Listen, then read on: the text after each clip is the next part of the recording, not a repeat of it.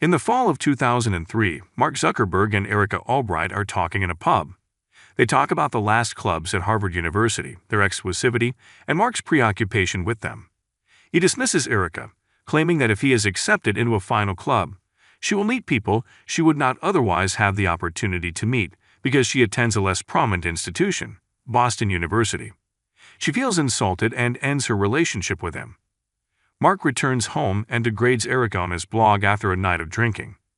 He hacks into 7 distinct Harvard House's Facebook pages, which contain photographs and personal information about the students.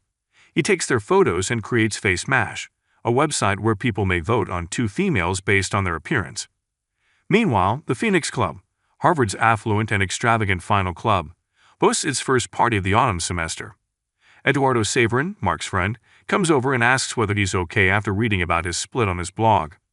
Mark is concerned with obtaining the algorithm from Eduardo that will allow Face Mash's website to function. Eduardo shares the algorithm, and the website explodes as people around college begin utilizing Face Mash. Erica's roommate informs her that Mark posted about her. She feels heartbroken and offended. The website's comparison of female students degrades them significantly. Eduardo advises closing down the website because it is generating too much traffic, which might get them in problems. Harvard administrators eventually caught up and shut down the network. Eduardo and Mark are now involved in a lawsuit as of 2009. Erica's testimony is used against Mark, and he becomes frustrated. It has been found that Face Mash received 22,000 hits in 2 hours that night. Cameron and Tyler Winklevoss, Harvard undergraduates in 2003, learned about a sophomore who hacked into the data of students from 7 different houses and constructed a website, crashing Harvard's network with 22,000 page requests in one night. In 2008, the Winklevoss twins filed a lawsuit against Mark. An administrative board hearing was held in 2003, and Mark was charged of various offenses, including purposefully compromising security, violating copyrights, and invading individual privacy by producing Face Mash. He is also charged with violating university regulation regarding the sharing of digitized photographs. This lands Mark on 6 months of academic probation. The Winklevoss twins interact with Mark before taking him to their final club, the Porcelain. Mark meets Divya Narendra, one of the Winklevoss twins' closest friends. The trio talks with Mark about their plans to create a website called Harvard Connection that will only allow Harvard students to connect. They need a talented programmer to create it, and they want Mark to collaborate with them. Mark accepts to cooperate with them. During the lawsuit conference, Mark says he can't recall what he told them when he was asked to work with the Winklevoss twins and Divya. When asked when he first told Eduardo about Facebook, he says it was at a party. At the party, Eduardo informs Mark that he has been approached by the Phoenix Club, which Mark is very interested in joining. Mark proposes creating a social site that recreates the collegiate experience online. He wants cash assistance and asks Eduardo to invest $1,000. The profit will be split. Mark will receive 70%, while Eduardo will receive 30%. Mark makes him the CFO. Eduardo is asked during the lawsuit if he was aware of Mark's agreement with the Winklevoss twins and Divya. He knew they had asked Mark to work for them, but he declined because it was not worth his time. Mark deceived the Winklevoss twins by repeatedly canceling meetings and inventing excuses. He deceived them into believing he was working on Harvard Connection when he was actually working on building Facebook.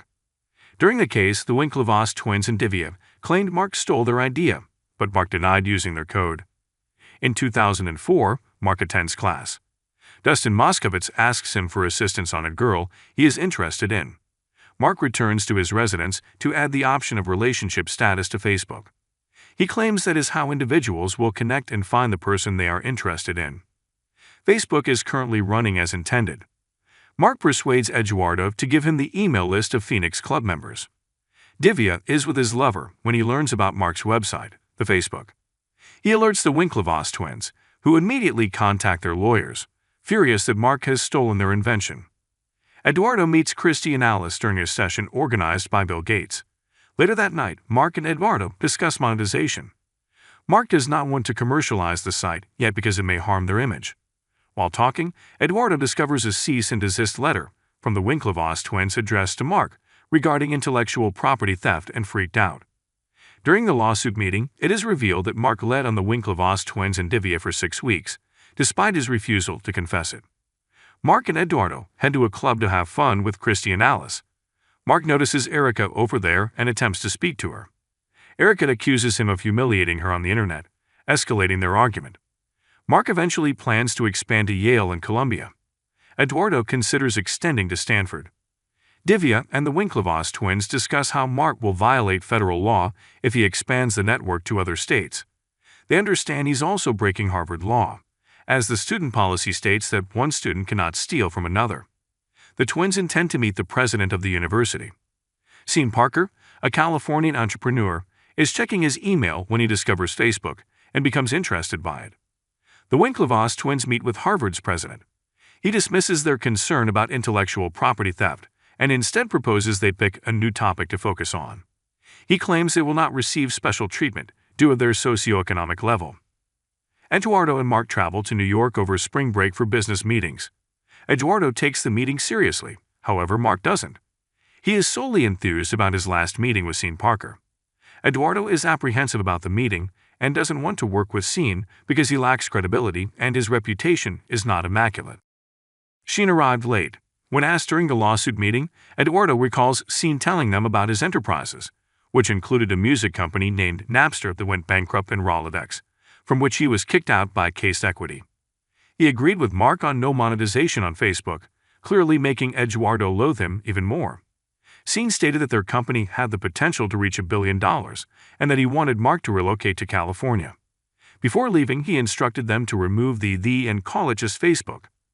During a lawsuit meeting, they reviewed how Mark owned 65%, Eduardo owned 30%, and Dustin owned 5% of the stock in 2004. Eduardo is asked if he has ever done anything to endanger the company. He becomes enraged and ashamed as he recalls being told by the Phoenix Club that he must always have a chicken on hand. The Harvard Crimson used this against him as an example of animal cruelty. Mark did not want the incident to have a negative impact on his business. Mark needs more money. Eduardo agrees, saying that extra servers would be beneficial. Mark actually means he's hiring new interns and renting a property in California. Therefore, he needs money. Eduardo disagrees, but Mark insists on going to California for the summer. Eduardo stops disputing with him. They reached 150,000 members. Eduardo discovers a couple of students hacking while Mark supervises them, ensuring that only the finest are selected as interns. He notifies Mark that he has created a bank account for $18,000. Mark greets the first finisher, a hacker, on Facebook. Eduardo said he gave the money to be a team player.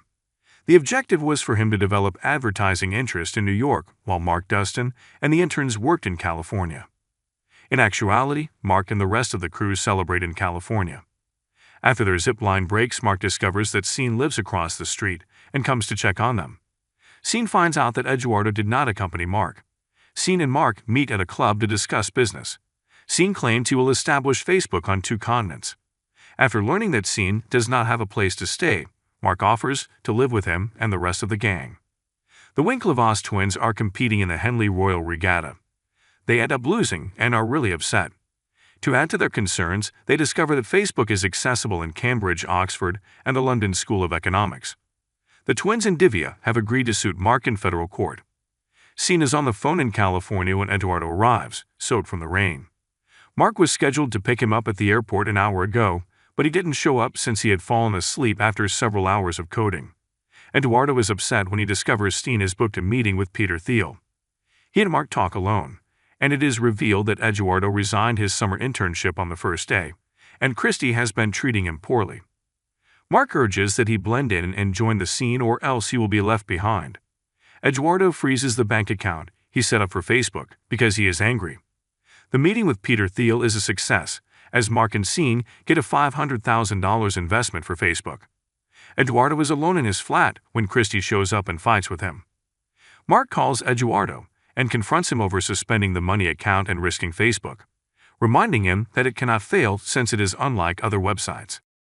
Meanwhile, Christy starts a fire at his apartment.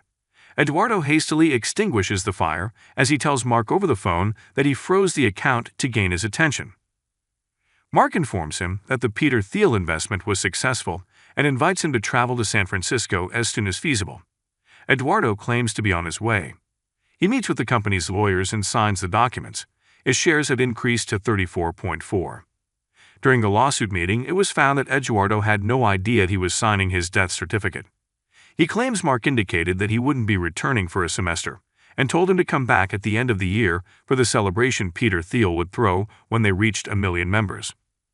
In late November, Eduardo receives an email from Mark regarding the 1,000,000th member party and the necessity for a business meeting as a result of Mark and Scene pulling a ruse and convincing Case Equity to make them an irresistible investment offer.